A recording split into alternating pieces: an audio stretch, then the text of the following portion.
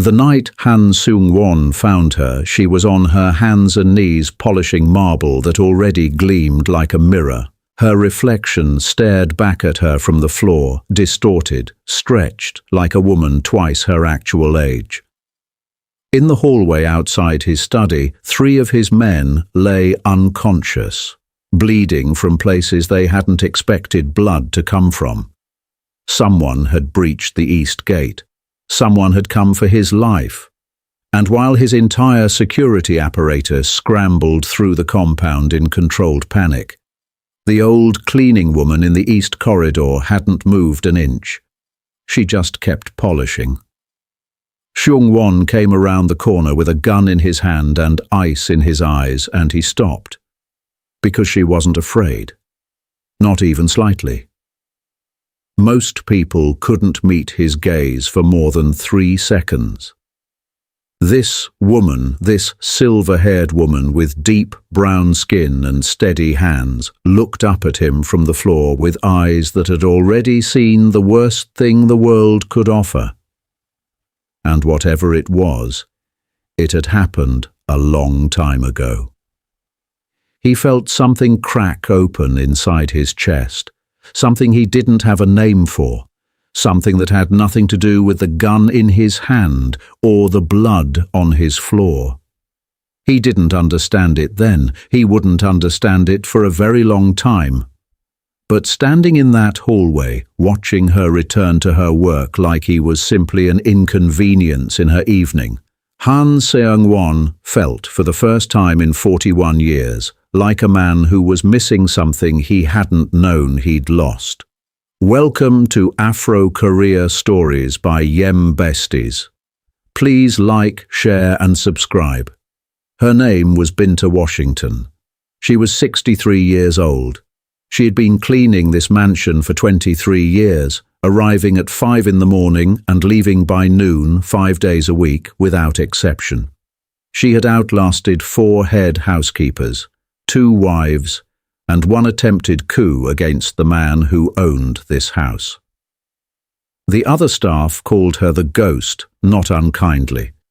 She moved through rooms without disturbing them. She anticipated what needed doing before anyone thought to ask.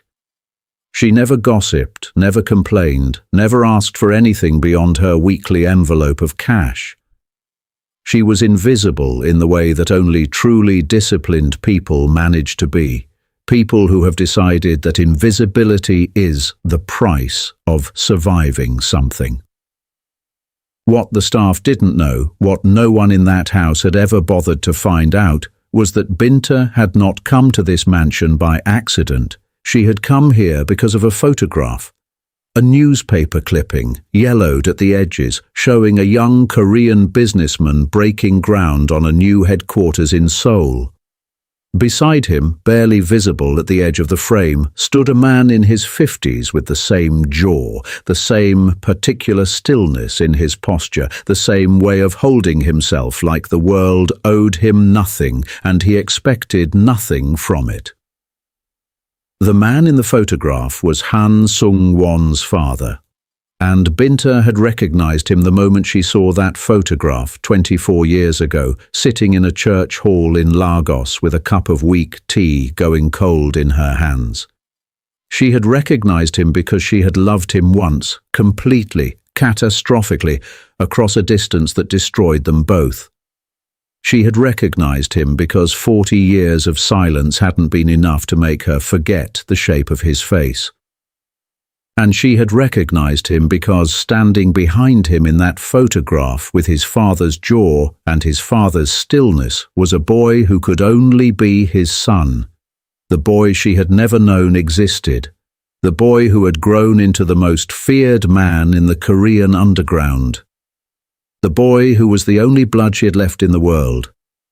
She had come here to be close, not to interfere, not to upend, just to be close, in the same way you press your hand against a wall to feel the warmth on the other side when you can't go through. For 23 years, it had been enough. The morning after the breach, the mansion ran on a different kind of energy, quieter, tighter, charged like the air before a storm that hasn't decided where to land yet. Binta arrived at 5 as always. She changed into her grey uniform. She collected her bucket and her cloths. She started with the east wing the way she always did, working her way methodically toward the main house. She had just reached the corridor outside the kitchen when she heard the voice. "You, come here."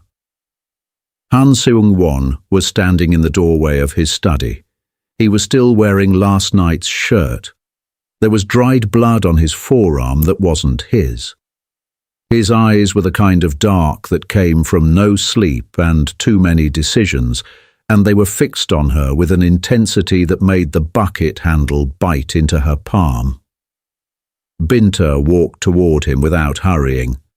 That steadiness, the same steadiness she had shown him last night on the floor, seemed to do something to him.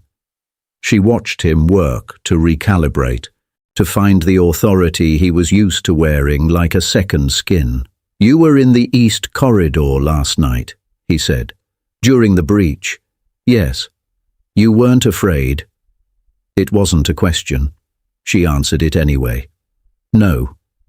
Seung-won studied her the way she'd seen him study problems before, carefully, looking for the angle. "You've worked here 23 years. Yes, and in 23 years you've never asked me for anything." No. He was quiet for a moment. Something moved behind his eyes. Not suspicion, exactly. Something closer to confusion. And confusion was not a thing Seung-won wore comfortably. "Why not?" Binta looked at him directly. In the 23 years she had worked in this house, she had been careful never to hold his gaze for too long. It was safer that way, less likely to make him notice her, really notice her.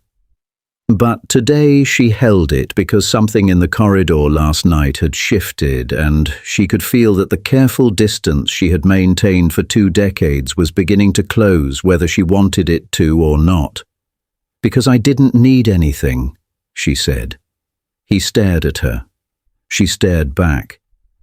And in the silence between them, 23 years of proximity and 50 years of history pressed against the moment like water behind a dam. "Come inside," he said finally. "I want to ask you something." His study was the kind of room that told you everything about its owner without saying a word. Books on 2 walls, real ones, cracked spines, and pencil marks in the margins. A desk that had been repaired at least twice, the wood grain interrupted by seams where new pieces had been fitted in. No trophies, no display cases of power. Just a chess set mid-game on a side table, and a single framed photograph turned face down. Binta noticed the photograph immediately. She noticed everything. 23 years of cleaning a man's private spaces had taught her more about him than most people learned in a lifetime of direct conversation. Seung-won gestured toward the chair across from his desk. She sat. He remained standing, which told her he wasn't as composed as he wanted her to think. "You've been here since before I took over from my father," he said. "Yes, my father hired you personally." "No. The head housekeeper hired me." "Your father never knew I existed." Something flickered in his eyes at that. "But you knew who he was." It was a statement, not a question. He was perceptive. She had always known he was perceptive. It was one of the things that had made the past 23 years so carefully managed. "I knew of him," she said. "Many people knew of him. He was a significant man." Seung-won moved to the window. The early morning light cut across his face, and for a moment the angle was exact, and she saw his father in him so precisely that her hands tightened in her lap. He had that same jaw, that same way of going absolutely still when he was thinking hard. "The man who breached the east gate last night," he said. "Do you know why someone would want to kill me? I imagine several people want to kill you. You run a criminal enterprise." He turned to look at her, surprised maybe that she said it so plainly. "Most of my staff pretend not to know what I do. Most of your staff need to pretend. I don't." The silence that followed was different from the silence before. It had weight to it. He was reassessing her. She could see it, filing her into a different category, one he hadn't thought to prepare for. "Why don't you need to pretend?" he asked. Binta looked at him steadily. "Because I'm not afraid of you, and pretending is what you do when you're afraid." Seung-won stared at her for a long moment. Then, almost against his will, the corner of his mouth moved. Not quite a smile. Something more complicated than that. "You're dismissed," he said, "but I want you on the morning schedule for the East Wing from now on, close to the main house." Binta stood. "As you wish." She was almost at the door when he spoke again. "What's your name? Your actual name. Not what's on the employment file." She paused with her hand on the door. Her heart beat a careful, measured rhythm in her chest. "Binta," she said. "Binta Washington." He repeated it quietly, almost to himself, like he was testing the weight of it. She walked out before he could ask anything else. The next 3 weeks were different, not obviously different, not in ways that anyone else in the household would have noticed. But Binta noticed. She noticed the way his footsteps changed when he moved through the East Wing in the mornings, slower, less purposeful, as if he were passing through on purpose rather than in transit. She noticed that the face-down photograph on his desk had been moved. Turned right side up and then face down again, like someone kept picking it up and putting it back. She noticed that he started taking his coffee in the small sitting room at the end of the east corridor, which was nowhere near his study or his usual morning route. He was finding reasons to be where she was. She didn't let herself think too much about what that meant. One morning, she was in the corridor outside that sitting room, working on the baseboards, when she heard him stop walking. She didn't turn around. "You're always working," he said. "That's what I'm paid for. Everyone else slows down when I'm not watching. You don't." She dipped her cloth and moved to the next section. "I don't work for the watching." He came to stand a few feet away, leaning against the wall with his arms crossed.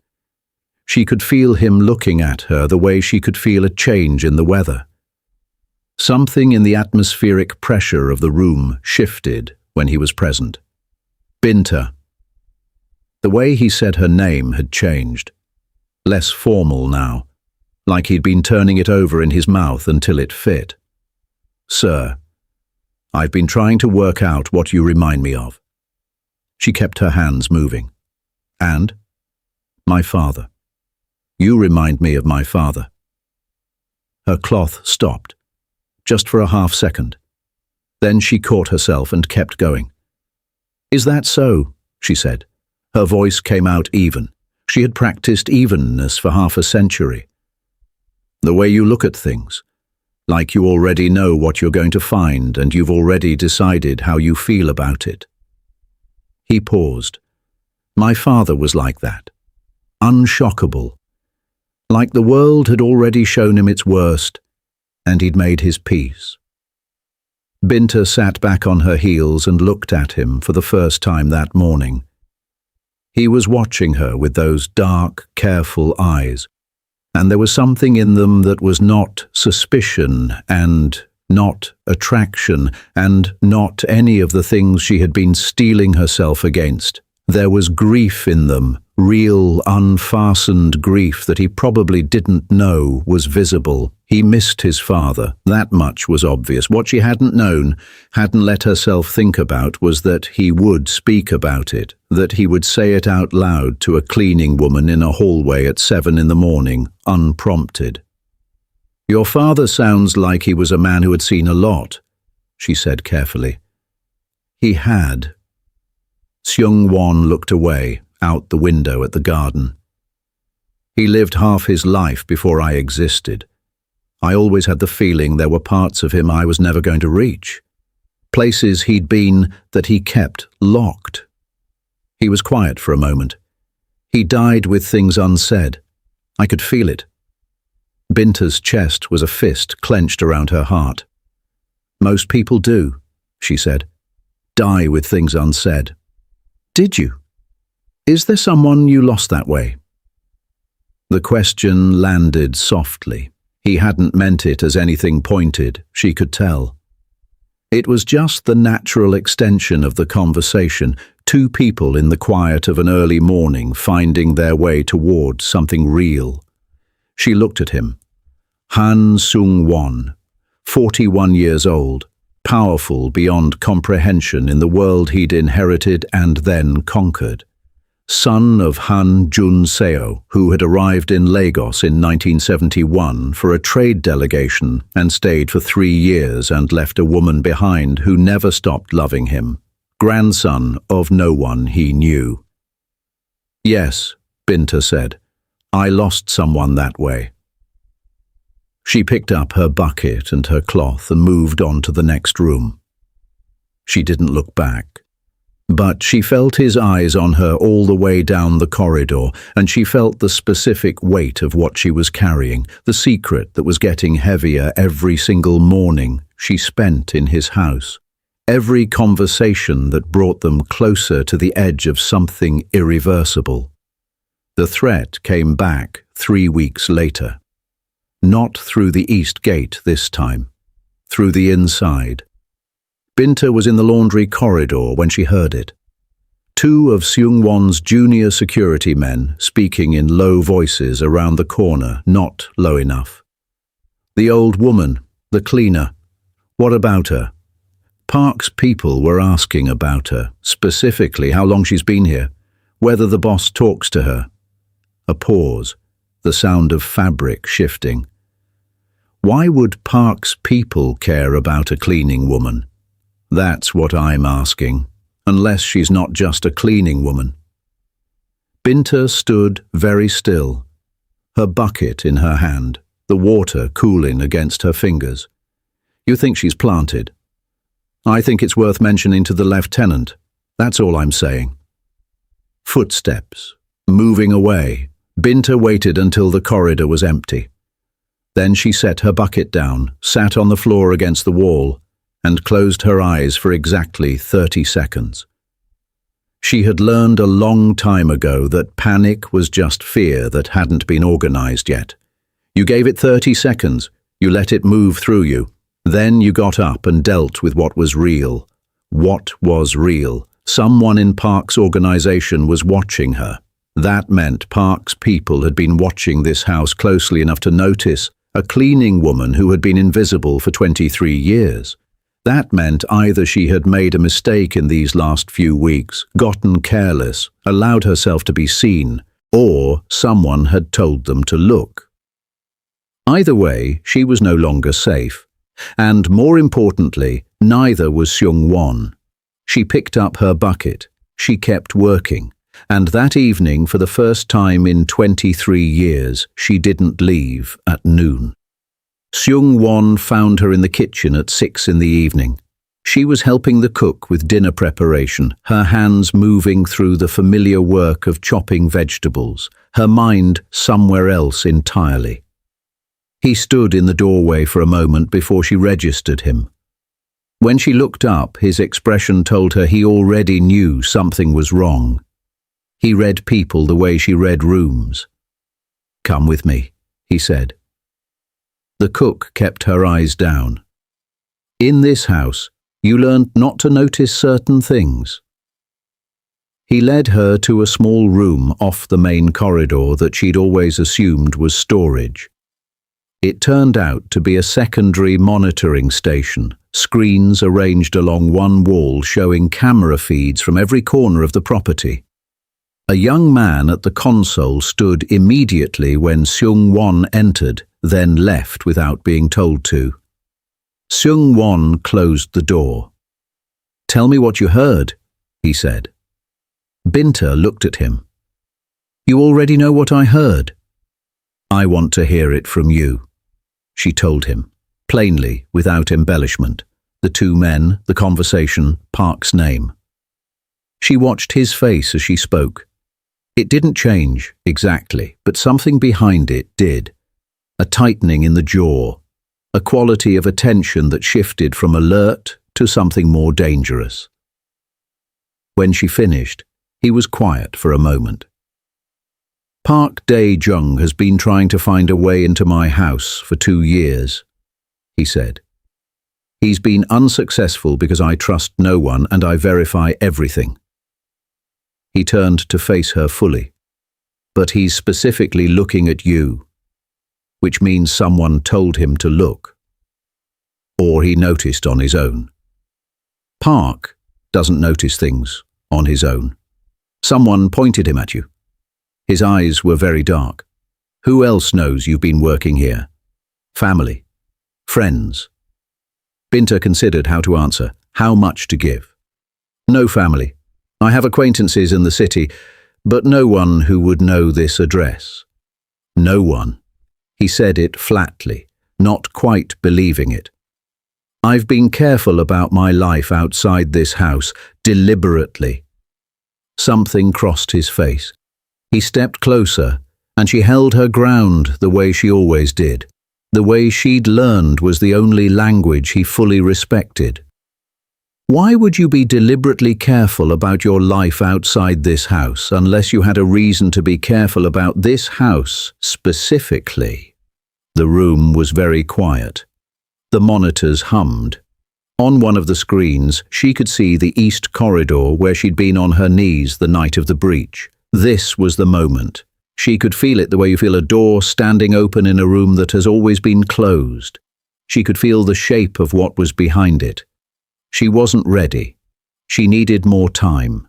The secret she was carrying wasn't just hers, it had roots in his life, in his history, in the story of his father that he'd carried half-made and incomplete for 41 years.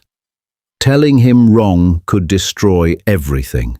Telling him in the wrong moment, in the wrong room, under the pressure of threat and suspicion, could make him hear it as manipulation rather than truth. "I've worked in difficult houses before," she said carefully. "I learned early that people who work in houses like this one stay safer when they keep their personal lives private." Seung-won studied her for a long moment. His jaw worked slightly. He didn't believe her, not fully, but he also couldn't find the thread to pull. "You'll move into the staff quarters tonight," he said, "until I understand what Park is looking for and why." "That's not necessary." "It's not a request." She met his eyes. "I have my own home. And I have a cleaning woman that 3 different cameras have picked up over the last 10 days, behaving as though she's memorizing exit routes." The words dropped into the silence like stones. "I've been watching you watch my house, Binta. So yes, you'll stay in the staff quarters. And tomorrow morning, you'll sit down with me and tell me the truth about who you are and why you're really here." The blood in her veins ran cold and then very, very still. "All right," she said. She said it quietly, not with defeat. With the particular quality of someone who has been carrying a weight for a very long time and can feel for the first time the ground rising up to meet them. She didn't sleep. The staff quarters were clean and warm and comfortable, and she lay on top of the covers in her street clothes with her hands folded on her stomach and stared at the ceiling and thought about a man named Han Jun-seo. She had been 22 years old. He had been 29. He'd come to Lagos with a trade delegation and stayed in the hotel where her aunt worked. And she had met him in the hotel garden on a Tuesday afternoon when she was bringing her aunt's forgotten lunch, and he was sitting alone on a stone bench with a book he wasn't reading, looking like a man who had just realized something terrible and was very quietly trying to survive it. She had sat down beside him because she had always been exactly that kind of woman, and she had said in the English she'd taught herself from borrowed textbooks, "Whatever it isn't as permanent as it feels." He had looked at her with those dark eyes, Seung-won's eyes, she now knew, Seung-won's father's eyes, and he had said in careful, accented English, "How can you possibly know that?" "I can't," she had said, "but it sounded like something you needed to hear." He had laughed, not politely, really laughed, surprised out of whatever carefully maintained composure he'd been sitting behind. And that laugh had been the beginning of everything. 3 years. 3 years of a love that had no language for what it was, no roadmap, no community that could hold it. A Korean man and a Nigerian woman in 1971, in a world that had no framework for what they meant to each other. He had spoken of going home because his family needed him. She had understood, because she was that kind of woman too. The kind who understood duty even when it broke her open. He had gone back to Korea. 6 weeks later she discovered she was pregnant. She had written to him. Once, twice, 3 times, to the address he'd given her at a hotel in Seoul that had, she would later learn, been demolished in 1974. The letters came back unopened or not at all. She had raised the child alone, a daughter strong and stubborn and brilliant who had grown up and moved to London and married and had a child of her own, a little girl named Seung-won, after a word she had found in an old letter her mother kept in a box under the bed, a Korean word that meant something like the warmth of sunlight through water. The daughter had died in a car accident 14 years ago. The little girl had gone to live with her father's family in Manchester. Binta had been alone since then, until she found the photograph in the newspaper, until she understood that Han Jun-seo had come home and built a family and had a son of his own, a son who was the only blood she had left in the world, besides a granddaughter she barely knew in England. She had come here not to claim anything, not to disrupt, just to be near the thread that still connected her to the man she had loved and the life they might have had. 23 years of polishing marble floors in a dead man's house. Tomorrow morning she was going to have to explain all of that to his son. Morning came the way difficult mornings always did. Too quickly, too brightly, the kind of light that didn't allow for softness. Binta was already seated in the small dining room adjacent to the kitchen when Seung-won arrived at 7. She had made tea, because her hands needed something to do, and because in every difficult moment of her life, the ritual of making tea had been the thing that kept her from coming apart at the seams. 2 cups. She hadn't let herself think about why she made 2. He sat down across from her. He was in a dark shirt, collar open, hair not yet fully arranged for the day. He looked younger like this. Less like the man whose name made rooms go quiet, and more like someone who hadn't slept either. He picked up the tea, drank it without commenting on the fact that she'd made it. Then he looked at her and said, "Tell me." Binta wrapped both hands around her own cup. She had been organizing the words all night, arranging them, testing their weight, deciding what order would cause the least damage. Now that the moment was here, she abandoned all of it. Some truths couldn't be arranged. They could only be released. "Your father's name was Han Jun-seo," she began. He came to Lagos in 1971 with a trade delegation. He was 29 years old, I was 22. We were together for 3 years. The quality of Seung-won's stillness changed. She felt it before she saw it. Every muscle in his body finding an absolute, locked quiet. He went home in 1974 because his family required it.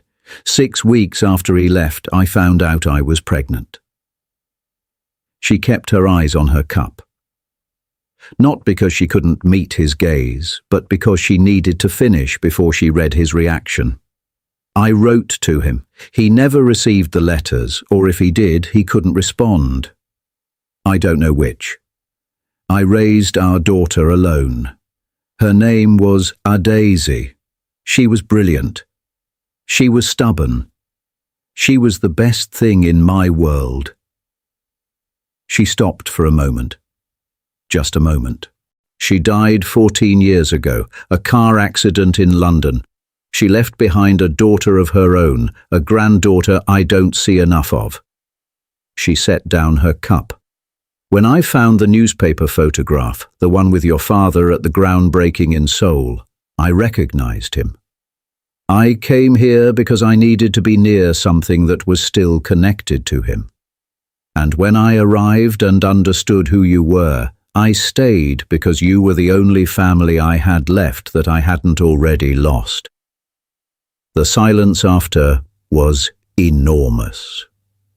Seung-won hadn't moved. He sat with his hands around his cup and his eyes fixed on the middle distance between them, and his face was completely unreadable in the way that faces become when they are processing something the body hasn't caught up to yet. Binta waited. She had nothing left to manage. Finally, very quietly, he said, "You're telling me my father had a child, before me, in Nigeria?" "Yes." "A daughter?" "Yes." "Who died?" "Yes." He set his cup down, stood, walked to the window. The garden outside was still damp from last night's cold, and the light hit the leaves in a way that turned everything briefly silver. "How long have you known who I was?" he asked. His back was to her. "Since before I applied for the position." His shoulders moved, not a flinch, something more controlled. 23 years. "Yes." "You spent 23 years cleaning my floors, knowing you were my—" He stopped. The word sat between them unfinished and devastating. "I didn't come to claim anything," Binta said. "I want to be very clear about that. I came because I couldn't not come, because losing Adais took the last piece of the world that was mine, and I needed something. I needed to be near something real, and you are the most real thing I have." Seung-won turned around. His face was not cold. That was the thing that undid her. She had prepared herself for cold, for the controlled fury that was his default weapon. But his face was not cold. It was cracked open, the way stone cracks when something has been growing inside it long enough. His eyes were bright with something she had not expected him to allow. "You should have told me," he said, and his voice was rough at the edges. "I know. From the beginning. You should have told me from the beginning. I know that too." She met his gaze fully. "But I was afraid. Not of you. Of what the truth would do to your understanding of your father. He left a woman and an unborn child across an ocean.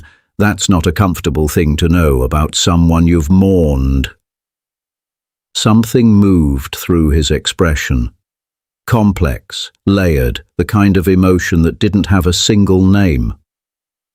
"My father talked about Lagos," he said, "when I was young, before he got sick. He talked about it differently from the other places he'd been, like it was somewhere that had changed the shape of him." He paused. "I always wondered why. I asked him once when I was maybe 12, and he looked at me like I'd said something he'd been thinking for years. And then he didn't answer. Binta's eyes stung. She kept her face steady through sheer will. "He knew about adversary," she said quietly. "I believe he must have known. The letters were returned, but he would have known I'd sent them. He would have understood what the timing meant. And he carried it." Seung-won said it not as an accusation, but as recognition. He carried it alone for 40 years and never said a word. He was that kind of man. I know what kind of man he was. His voice was low. I spent 30 years trying to be half as immovable. The silence that followed was different from all the silences before it, softer, like something had been drained of its pressure. Like two people on opposite sides of a long locked door had both at the same moment stopped pushing against it. Seung-won crossed the room. He didn't say anything. He sat back down across from her and looked at her. Really looked, the way he hadn't allowed himself to before. She understood what he was doing, looking for his father, looking for the seam where one face became another. "You have his eyes," she said. She hadn't meant to say it out loud. His breath caught. Just barely. Just enough. "Tell me about her," he said. "My sister. Tell me about her days." And Binta, who had kept this secret sealed inside her for 50 years, who had built a whole life around the discipline of not speaking it, put down her cup and opened her mouth and let it out. She talked for 2 hours. She told him about adversary's laugh, which was enormous and unself-conscious and stopped rooms. She told him about how she'd taught herself 3 languages by the time she was 16 because she wanted to understand the world from every angle. She told him about the way she'd moved to London with £50 and a single suitcase and built herself a life through pure force of will.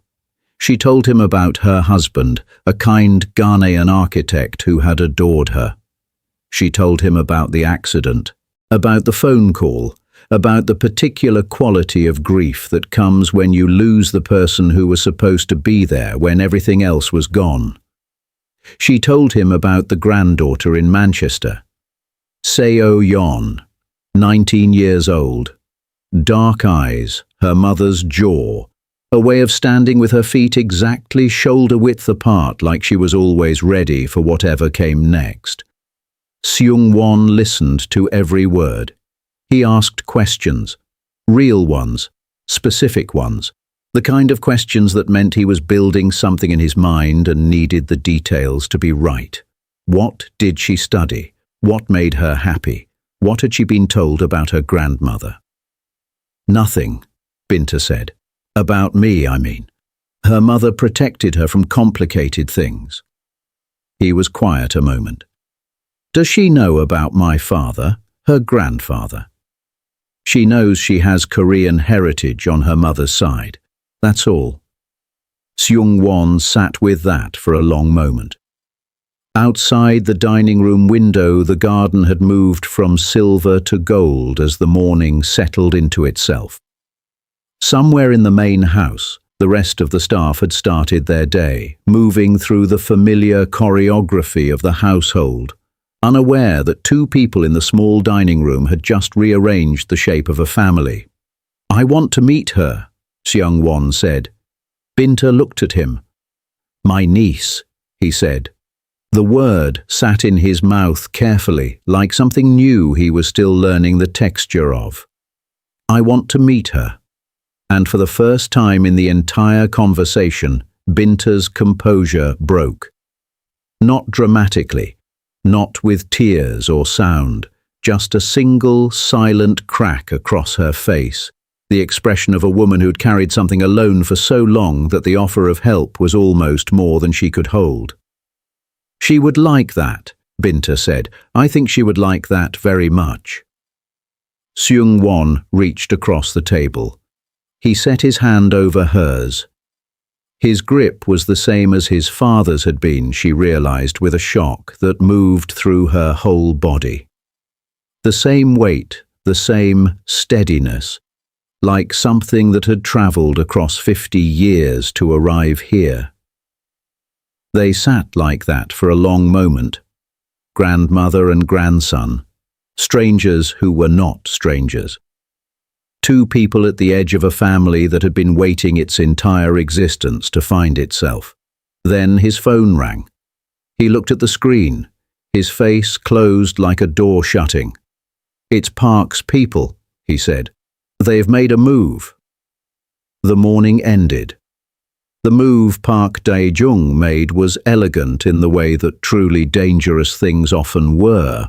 Not loud, not obvious, a single phone call to the immigration authority flagging an irregularity in Binta Washington's long-term residency documentation. Nothing dramatic, just enough to require her presence at a government office downtown within 72 hours or face immediate deportation proceedings. Seung-won's lieutenant, a compact, precise man named Yoon, laid it out on the table in the security room within 20 minutes of the call coming in. The irregularity was manufactured. The documentation was real, had been real for 23 years, but someone had accessed the immigration database and introduced a discrepancy that would take weeks to untangle through official channels. "Park knows," Seung-won said. "Knows what, sir?" Seung-won didn't answer that.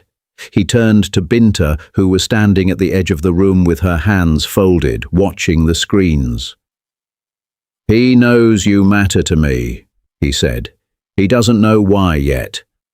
But he's watching, and he saw enough." Binta felt the cold precision of it. 23 years of invisibility dismantled in 3 weeks because she had stopped being careful, because she had let herself be seen. She thought about the morning conversations in the East Corridor, the tea she had made, the 2 hours at the dining table. She hadn't been surveilled from outside. She had simply, finally, after decades of discipline, allowed herself to exist in this house as something more than a ghost. And someone had noticed. "I'll go to the office," she said. "I'll handle it through the proper channels." "You'll walk into a government building and Park's people will be waiting," Seung-won said flatly. "That's what the 72 hours are for. To give him time to position." "Then what do you suggest?" He was already moving, already thinking 3 steps past the question. She recognized the quality of it, the way a mind that had been operating in dangerous environments since adolescence shifted into a particular gear, cold and rapid and without sentiment. "Yoon," he said, "get me everything on Park's immigration contacts. I want the name of whoever touched her file. Already running it. And get me Seung-won's location." He said it without looking at Binta. If Park finds out about her, she becomes leverage. The room stopped. Binta's breath stopped with it. She had not thought of that. In 50 years of carefully managed secrecy, in 23 years of maintained invisibility, she had not let herself think about the way her secret could become a weapon aimed at someone who didn't even know she was a target. Seung-won, 19 years old, in Manchester, in a student flat somewhere, going to lectures and making friends and living a life in which her grandmother was a distant, occasionally calling presence, and the Korean mafia was something that happened in films. "She doesn't know anything," Binta said. Her voice was very controlled. "She can't be leverage for information she doesn't have. She doesn't need information." Seung-won finally turned to look at her. "She just needs to exist. Park takes people who exist and uses them against the people who care about them. It's his preferred method." He held her gaze. "Do you understand what I'm telling you?" "I understand exactly what you're telling you." Binta straightened her spine. "Then we need to get to her before he does." Something shifted in Seung-won's expression. Not surprise. Exactly. More like recognition, like he was seeing for the first time not the cleaning woman who had polished his floors for 23 years, but the woman underneath. The one who had raised a child alone across an ocean from the man she loved, who had found a photograph in a church hall and spent 2 decades in quiet vigilance, who had held a secret that could have destroyed or saved her at any moment, and had chosen every single day to carry it rather than let it fall on someone unprepared. "Yes," he said, "we do."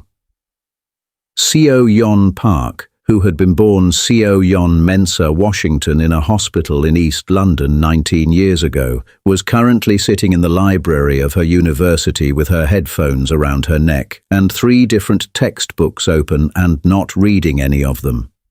She was thinking about the call she'd had 2 nights ago from her grandmother. Binta called every 2 weeks, reliably like a calendar reminder. Short calls, careful calls. How are your studies? Are you eating properly? Is the flat warm enough? But this call had been different. Her grandmother had asked different questions, specific ones. Had anyone approached her recently? Anyone unfamiliar? Had she noticed anyone watching her building? Was she being careful about who she mentioned her family background to? Seung-won had said yes to the first 2 and no to the last. And then she had asked, "Grandma, what's happening?" And her grandmother had said, "Nothing yet, sweetheart. I just need you to be aware." Nothing yet was not nothing. She was still turning it over when the library's side door opened and a man she had never seen before sat down across from her. He was Korean, mid-40s, with the particular quality of stillness that meant he was not a student and not a professor, and had absolutely no reason to be in this library except the one she immediately understood. "Seung-won," he said, in English with an accent she couldn't quite place. "My name is Seung-won. Your grandmother sent me." Seung-won looked at him across the table. She looked at the jaw, the dark eyes, the quality of stillness that her grandmother had described once years ago, talking about a man she'd loved, saying he had a stillness in him like deep water. She had her mother's instincts. Her mother had been, everyone said, extraordinary at reading people. "She didn't send you," Seung-won said. "She told you about me, and you came yourself." Seung-won held her gaze for a moment. Then something in his face shifted, fractionally, like a man who had been alone in a room for a very long time and someone had just opened a window. "Yes," he said, "that's closer to the truth. Who are you to her?" He was quiet for a moment, not avoiding the question, measuring it. "Her grandson," he said. "In a way she will explain better than I can. But the short answer is that my father and your grandmother were together for 3 years in Lagos before I was born, which makes your mother and I half-siblings," Seung-won said, very quietly. "Yes." She looked at him for a long time, long enough that the other students around them shifted and resettled and the library hummed with its ordinary afternoon quiet. Long enough to feel the weight of what was happening, the way the shape of a family she'd thought she understood was rearranging itself into something she hadn't known to expect. "Is my grandmother safe?" she asked. That was the first question. That told him everything about who she was. "She's with my people. She's safe. Are you sure?" "I left 12 men with her and I flew here myself. Yes, I'm sure." Seung-won nodded once. Then she closed her textbooks one by one with the deliberate tidiness of someone who had inherited their grandmother's discipline. She put them in her bag. She stood up. "Then let's go," she said. Seung-won looked up at her. You're not going to ask more questions. I'll ask them on the way. She pulled on her coat. Right now, my grandmother needs us, and I've been sitting here for an hour not being useful. I'd like to stop doing that. He stood. And for the first time since the morning in the dining room, since the 2 hours of Binta's voice unspooling 50 years of held history, Seung-won felt something move in his chest that wasn't grief or anger or the cold, mechanical purpose that had run his life since he was 17 years old. It felt, improbably, like family. The drive back to Seoul took 6 hours through weather that couldn't decide between rain and sleet. Seung-won sat in the back of the car and asked her questions in the precise, organized way of someone who had inherited both her grandmother's patience and her mother's relentless intelligence. She asked about her grandfather. Seung-won told her what he knew, which was more than he'd realized until he started speaking.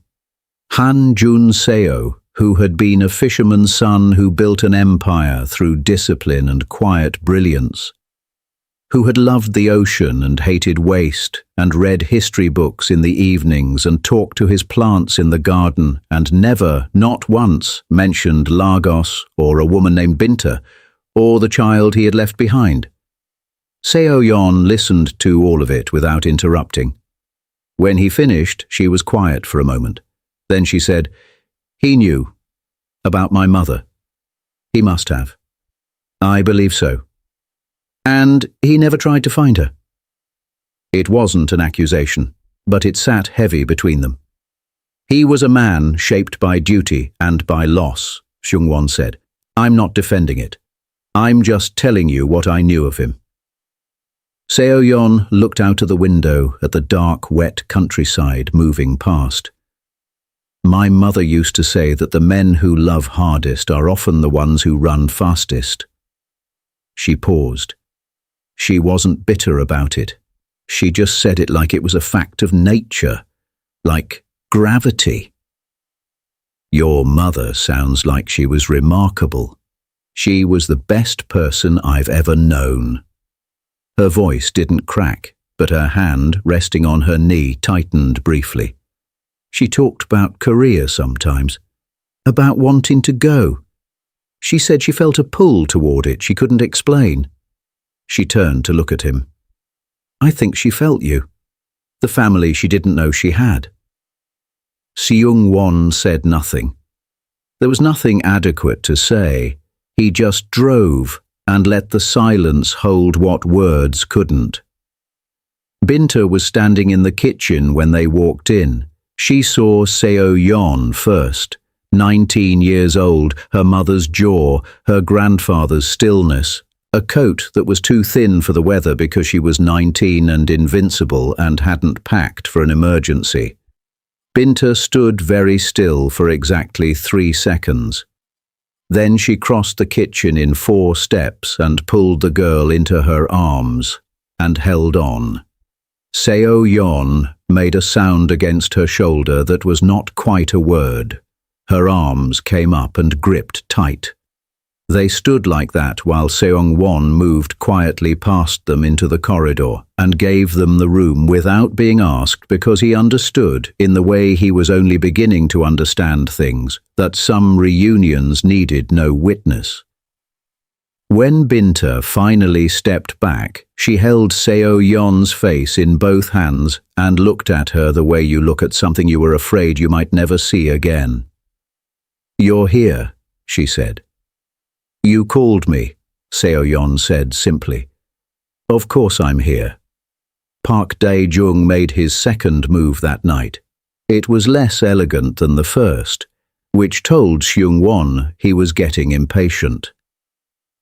3 men approached the eastern perimeter at 11, and the security team handled it before it became anything more than a test.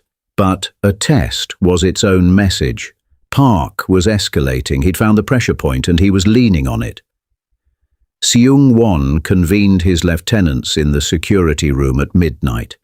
Binta had taken Seung-won to the guest suite, and through the camera feed he could see the light still on under the door. Still talking. 23 years of distance being quietly, steadily collapsed. Yoon laid the intelligence on the table. Park's immigration contact had been identified.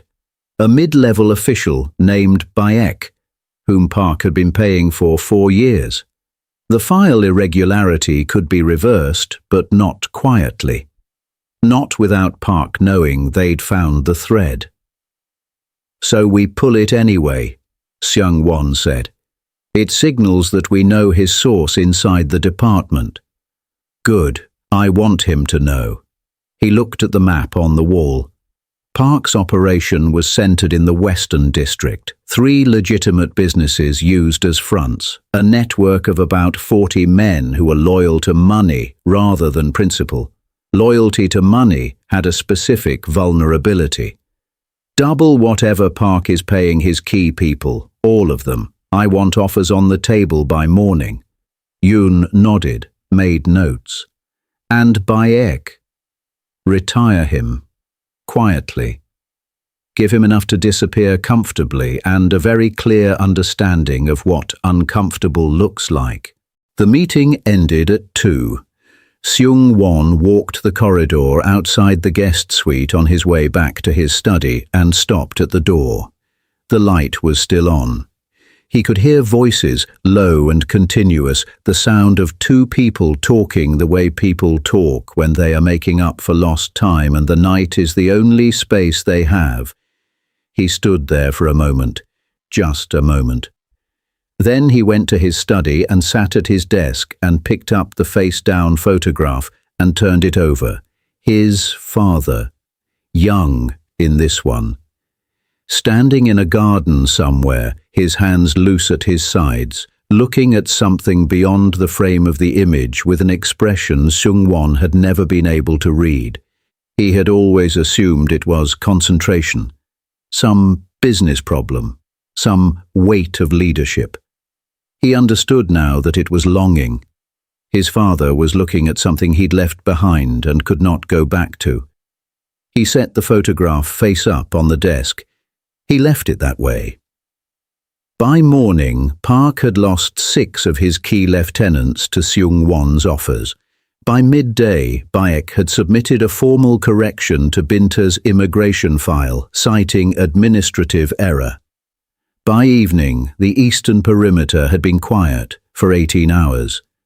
Park Dae-jung was a man who understood the language of power shifting. He didn't push again. What he did instead was send a message, old school, delivered by hand to Seung-won's front gate. A single card with 4 words written on it. "I know what she is." Seung-won read it in the corridor outside his study. He turned the card over, nothing on the back. He held it for a moment. Then he walked to the kitchen where Binta and Seung-won were sitting together at the table eating breakfast. They looked up when he came in. 2 pairs of eyes, the same shape, the same quality of directness. He set the card on the table in front of Binta. She read it. Her expression didn't change. She set it back down. "What does he think he knows?" Seung-won asked. "Enough to use," Seung-won said. "Your grandmother's connection to my father. What that means for the succession, for the family line." He looked at Binta. "In my world, bloodline matters. If it becomes known that my father had another child, a firstborn, it creates questions about inheritance, about authority, about who has the legitimate claim to what my father built." He paused. Park would use that to destabilize everything. Create a challenge from within. Seung-won looked at her grandmother. Could he? "Only if we let him control the story," Binta said. She was looking at Seung-won. "The only way that information becomes a weapon is if it comes out the wrong way, in the wrong moment, shaped by the wrong person." "Meaning it needs to come from us first," Seung-won said. meaning it needs to come from you. She held his gaze. You are the head of this family. You decide what this story is. Park can only use a secret. He cannot use a truth that you have already claimed. The kitchen was very quiet.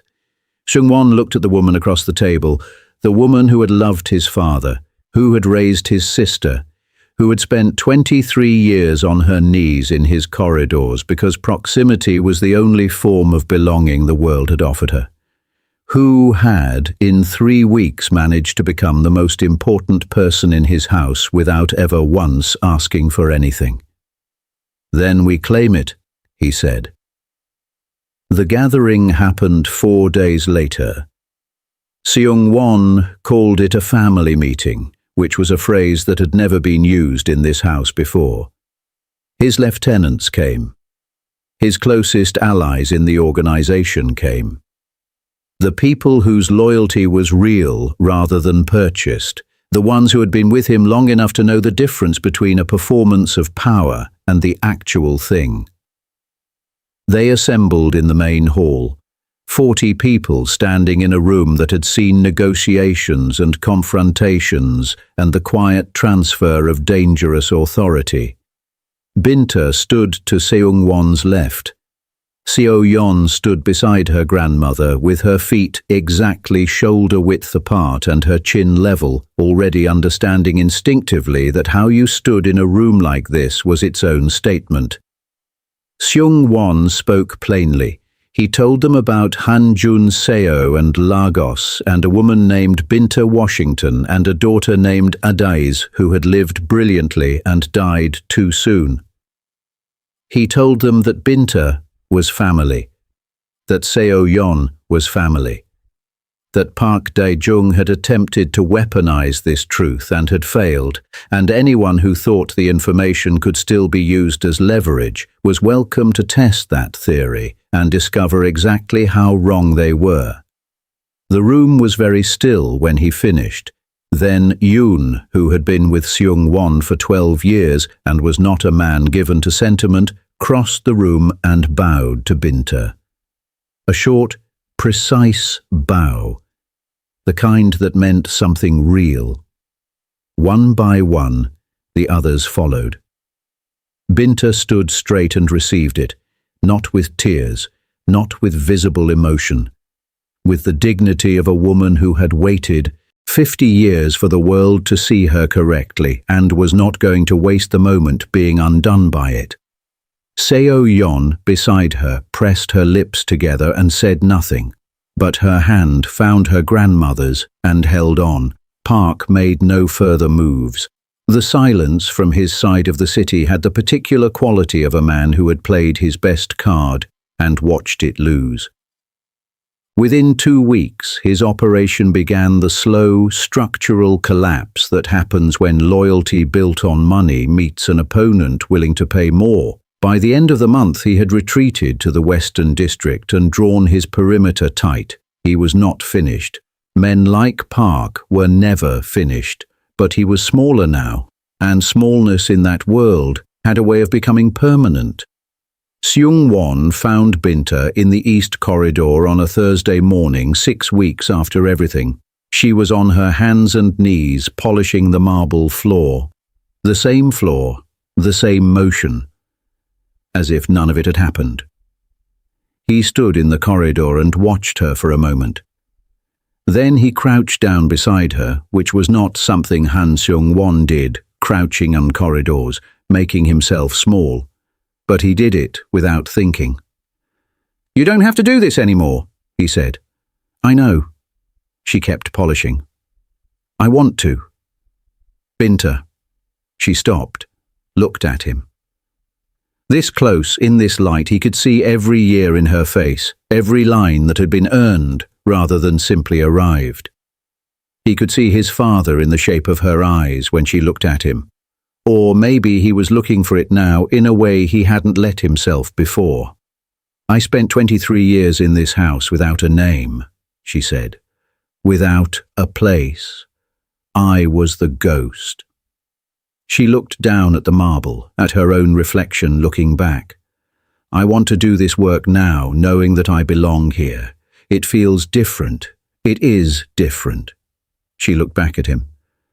Does that make sense to you? He held her gaze. My father would have understood it. Yes, she said softly. He would have. He stayed crouched beside her for another moment. Then he sat down fully on the floor of the east corridor, his back against the wall, and she raised her eyebrows slightly but said nothing, and they stayed like that together in the morning quiet while the rest of the house moved around them. I want to bring Seung-won here properly, he said. Not as a visitor, formally, with a room of her own and a legal recognition of the family connection. He paused. I've spoken to my lawyers. It's possible, if you both agree. Binta was quiet for a moment. She'll want to finish her degree. Of course, she can finish her degree. Seoul has universities. She has friends in Manchester. She can have friends in Seoul. Binta looked at him sideways. You sound like a man who has already decided. I sound like a man who has found his family and is not interested in being casual about it. He met her eyes. I lost my father without knowing everything he was. I will not lose the people he left behind through carelessness. Not again. The weight of that settled between them, simple and enormous and true. Binta nodded once. Then, yes, she said, bring her home. Seung-won exhaled slowly. Something in his chest that had been clenched for longer than he could account for released its grip by one small degree. Not fully. Men like him didn't soften fully. The world didn't allow it. But enough. Enough to feel the difference. He stood, offered her his hand. She looked at it for a moment, then took it, and he pulled her to her feet with the careful steadiness of a man handling something irreplaceable. Come have breakfast, he said. You don't need to finish the floor today. Binta looked down at the marble, at her reflection looking back. Then she set the cloth down for the first time in 23 years before the work was done. She walked with him toward the kitchen. Toward the sound of Seung-won, already awake, already moving through the house with the unself-conscious ease of someone who had decided, rapidly and without apology, that she belonged here. The marble floor gleamed behind them, unfinished and perfect, catching the morning light. Family, it turned out, didn't always look the way you expected. Sometimes it arrived quietly, over decades, polishing the floors of the only place that still felt like home. Sometimes it took 50 years, and a face-down photograph and one honest conversation to become what it had always been waiting to be. Sometimes love didn't announce itself. Sometimes it just stayed, patient and steady and present, waiting to be seen. And, when it finally was, it turned out it had been there all along. Confronting. End.